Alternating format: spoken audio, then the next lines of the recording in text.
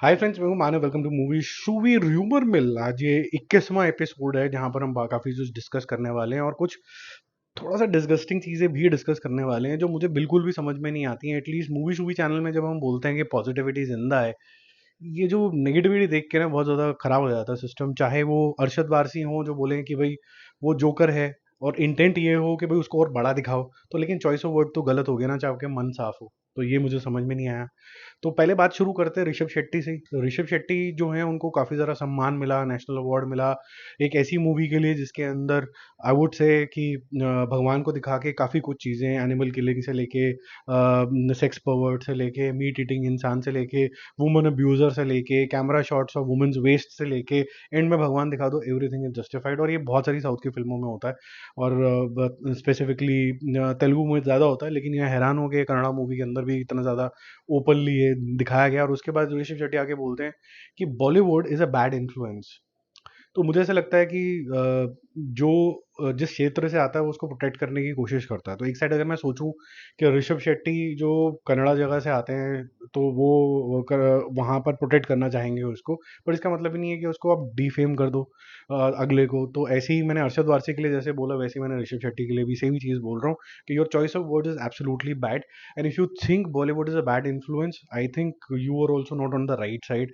आपकी मूवी देख के भी कोई हम बहुत अच्छी इन्फ्लुएंस के अंदर नहीं चले गए हैं किसी भी एंगल से। कोई भी आपने मूवी को बहुत बढ़िया नहीं करी है आज तक। एक ये जो मूवी करी है इसके अंदर भी जो मेरे रिव्यूज हैं डे वन से लेके डे एंड तक, barring the last shot, everything was a bullshit according to me. So keep your crap to yourself. बाकी अब बात करते हैं अक्षय कुमार की। अक्षय कुमार को ऐसा लगता है कि मेरे को एक्शन करना चाहिए, तो वो लग गए मिलन लूथरिया से बात करने के लिए। उन्होंने बोला यार सिद्धार्थ आनंद प्रोड्यूसर बन जाएंगे और रजत अरोड़ा जो है राइटर बन जाएंगे, और मिलन और जो रजत अरोड़ा की जब कभी भी कोई भी मूवी जैसे once upon a time in Mumbai, ये जितनी भी इंटेंस तरीके की मूवीज आई हैं वहाँ पर कमाल ही हुआ है। तो यहाँ पर अगर सिद्धार्थ आनंद का प्रोडक्शन हाउस आ जाता है जो कि बहुत केयरफुली हर सीन को मॉनिटर करता है, तो उन्होंने अक्षय कुमार को कर लिया हायर कि भाई एक हाई ऑक्टेन एक्शन फिल्म बनाते हैं। अब इसमें एक अच्छी खबर है और एक बुरी खबर है कि एटलीस्ट अक्षय कुमार जो है वो डस्टेड नहीं है। Few people are still recognising his talent. It is just a matter of one movie here and there that he bounce back. तो वो जो भरोसा है एक्टिंग स्किल्स के ऊपर वो बहुत अच्छा है। जो चीज़ बहुत ज़्यादा बढ़िया नहीं है, मैं चाहता था कि सिद्धार्थ आनंद जैसा जो इंसान है वो खुद डायरेक्ट करे, तो जो वो एक अलग तरीके का सॉव निकल के आता है उसके अंदर। Milan Luthra is also very good, but मैंने उनका एक लेवल के बाद पॉलिशनेस नहीं देखी है। वो फिर भी थोड़ा देसी टाइप होता है। तो लेट्स सी ये किस तरीके का निकलता है। क्या ये राउडी राठौड़ के जोन के अंदर जाता है तो Akshay Kumar will be perfect. अगर ये कहीं रेस के ओरिजिनल रेस के जोन के अंदर जाएगा और या फिर ओरिजिनल लेट्स से फाइटर के जोन में जाएगा जिसके अंदर स्टाइल इंग्लिश ये सब चीज़ें होगी, तब अक्षय कुमार को थोड़ा सा डिस्कम्फर्ट जोन में हम देखेंगे। हालांकि जो खेल खेल में है इज लुकिंग क्वाइट पॉलिश्ड, तो ऐसा नहीं है कि वो लुक एंड फील में कहीं मार खाएगा। अक्षय कुमार से रिलेटेड एक और न्यूज़ है कि भूल भुलैया 3 के अंदर वो आ रहे हैं। वो खुद ही उन्होंने रबिश कर दिया, तो मुझे तो बोलने की जरूरत ही नहीं है। एक इंटरव्यू में बोल दिया भैया भूल भुलैया 3 में तो ऑब्वियसली मैं नहीं आ पाऊंगा क्योंकि एक वो बड़ी फ्रेंचाइज है और मैं एक और फ्रेंचाइज में अब आ चुका हूँ। तो वो अब ओपनली बात हो सकती है, कोई सीक्रेट तो रहा नहीं है कि भाई मेरा बहुत ही इंपॉर्टेंट कैमियो है और उसके बाद जिस तरीके का मैं विलन या जो भी दिखाया गया हूँ तो वो नेक्स्ट पार्ट में और भी सिग्निफिकेंट रोल हो जाएगा। तो ये भूल भुलैया वाला चैप्टर परमानेंटली क्लोज। अब यहाँ पर सिर्फ कार्तिक आर्यन ही चलेगा। नेक्स्ट लीग और भूल भुलैया 4 5 जब कभी भी बनेगी तो वही बनेगी। हालांकि हम जरूर देखना चाहेंगे कि अमेलगमेशन हो एज फैंस, क्योंकि Akshay Kumar I would say still has done at least 10 times a better job than Kartik Aaryan. ये मेरा पर्सनल व्यू पॉइंट है, इसमें गाली लिखने की जरूरत नहीं है। आप बोल सकते हैं कि भाई नहीं जी 20 टाइम्स कार्तिक आर्यन ने ज्यादा अच्छे करी थी, मैं मान लूंगा। ठीक है, सबका व्यू अपना अपना होता है। अब प्रभास की एक मूवी आ रही है फौजी, ठीक है। उसके अंदर साजिद अली एक पाकिस्तानी एक्ट्रेस है जिनका बहुत इंपॉर्टेंट रोल होने वाला है। और मैं आपको बता दूं कि ये अगर मूवी अनाउंस हुई होती इस तरीके की कोई भी बॉलीवुड एक्टर के साथ, एक भी आधा भी छोटा बड़ा कुछ भी, तो ये अभी बोलते थे कि ये बैन कर दो क्योंकि पाकिस्तान का एंगल आ गया इसके अंदर। हमें वैसे कोई पाकिस्तान से फाइटिंग वाली पिक्चर नहीं चाहिए, लेकिन अगर ऐसे एक्टर वैक्टर आ जाएंगे तो हम बर्दाश्त नहीं करेंगे क्योंकि वो बॉलीवुड है। तो मुझे ऐसा लगता है कि कहीं ना ये एंटी बॉलीवुड जो सेंटिमेंट्स हैं ये बड़े सिलेक्टिव से हो गए। अब आप देखो कि जैसे ऋषभ शेट्टी का भी जो सवाल जवाब था बॉलीवुड को लेके वो बुलशिट था of course. Even Rajamouli ने भी कोई बुलशिट कम नहीं करी है कि जी Hrithik Roshan who in front of Prabhas. यार एक्टिंग स्किल्स के बारे में बात करें to be very honest, Hrithik Roshan अगर यहाँ है तो प्रभास यहाँ है। प्रभास स्वॉब में, स्क्रीन प्रेजेंस में शायद शायद ऋतिक रोशन से भी एक ऊपर नीचे होगा, वो उसके बारे में डिबेटेबल हो सकता है मैटर। और जिस तरीके का उसका ऑरा है larger than life, I think Hrithik से ऊपर ही रेट करना चाहिए आज के टाइम में।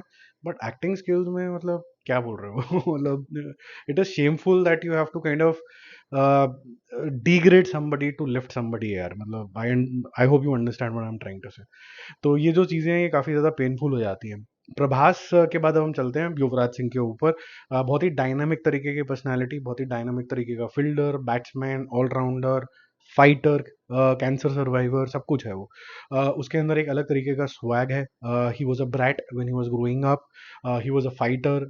तो इसको, अगर इसकी बायोपिक बनेगी कभी भी, और बन रही है एक्चुअली टी सीरीज के साथ, तो उसके लिए एक आपको tall, swag, maybe curly hair, एक बहुत ही खतरनाक तरीके के एक्टिंग स्किल्स दिखाने पड़ेंगे, क्योंकि आपको बहुत वेरिएशन दिखाना है। Because you're you're actually fighting cancer without letting people know that you are fighting, okay, अंदर ही अंदर खुद से लड़ रहा है और फिर वर्ल्ड कप जीतता है। तो ये जो सारी चीजें हैं, आपको बहुत ही इंटेंस एक्टर चाहिए। तो मुझे नहीं लगता कि कार्तिक आर्यन का नाम कोई जो लेगा वो इतना इंटेंस है कि वो ये रोल कर पाएगा। ये शायद कपूर भी नहीं कर पाएगा, क्योंकि ऑलरेडी वो जर्सी टाइप की मूवी कर चुका है। और टॉल, थोड़ा कर्ली हेयर वाले में आप समझ लीजिए कि Abhishek Bachchan is intense, but edge वो वाली नहीं है, इसमें थोड़ा सा यंगर जनरेशन वाला चाहिए। तो घूम फिर के वैसे कार्तिक आर्यन जैसे ही नाम आता है दिमाग के अंदर, लेकिन और कौन हो सकता है ऐसा डायनेमिक स्टार जो इस तरीके का रोल कर पाए। मुझे ऐसा लगता है कि इब्राहिम खान, वो शायद इस तरीके का रोल को अच्छे से निभा सकता है। अगर यंगर एज होती तो फिर मैं रणबीर कपूर बोलता, लेकिन क्योंकि ये यंगर एज तक की कहानी होगी, जैसे आपने बायोपिक देखी थी धोनी की, बहुत अर्ली एज से, जब मतलब जब जब मूछें थोड़ी थोड़ी सी आ रही होती हैं, उस एज से शुरू होना है। तो मुझे ऐसा लगता है कि इब्राहिम पटौदी खान जो है वो एक अच्छा, एक ऑल्टरनेटिव हो सकता है। इज टॉल, इज लीन, थोड़ा सा करली बाल करके दिखा सकते हैं उसके, and is got natural swag as well. अगर वो उस तरीके की पापा जैसी इंटेंस एक्टिंग कर सकता है, तो I think it be a good face. आपको क्या लगता है कि कौन हो सकता है, वो बताना। अब इनकी बात चल रही है तो उनके पिताश्री की भी बात कर लेते हैं। तो इनके पिताश्री हैं सैफ अली खान। तो सैफ अली खान को रेस 4 में वापस ले लिया गया तुरानी साहब ने। उनको लगा कि पहली मूवी 100 करोड़, दूसरी करोड़ी 164 करोड़, तीसरी मूवी सलमान खान के साथ 300 करोड़, लेकिन कहीं ना कहीं जो एलिमेंट था रेस का, जो स्वैग से भरा हुआ था, अगेन बहुत ही पॉलिश था। You got people who are like very well dressed up in tuxedo and all of that, and there were twists and turns which are like unexpected, उस तरीके की चीज़ें थी इसके अंदर। फिस्ट फाइट से ज़्यादा दिमाग की फाइट थी, ये सारी चीज़ें थी इसके अंदर। तो शायद वापस जाना पड़ेगा टू द रूट्स। तो सैफ अली खान इज ब्लॉक्ड। और आपने देखा होगा कि एक इसके अंदर जॉन अब्राहम भी थे, तो उसके अंदर भी नेचुरल स्वैग है, तो कॉम्प्लीमेंट करा था एक दूसरे को।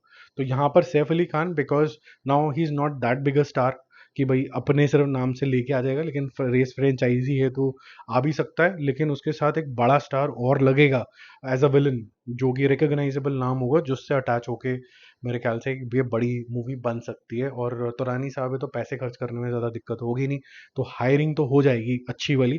कौन होगा इसके अंदर अनएक्सपेक्टेड तरीके से, विद्युत जामवाल जैसा भी कैरेक्टर हो सकता है, लेकिन आई वुड से थोड़ा और मेच्योर हो, जो सैफ अली की एज के ब्रैकेट के अंदर थोड़ा सा मैच करा पाए। ठीक है, तो आप गेस करके बताओ इसके अंदर अभिषेक बच्चन जैसे कैरेक्टर अच्छा सूट कर सकता है, उसके अंदर भी एक नेचुरल सा पॉलिशनेस है। आपको क्या लगता है, कमेंट जरूर करना। Bye bye.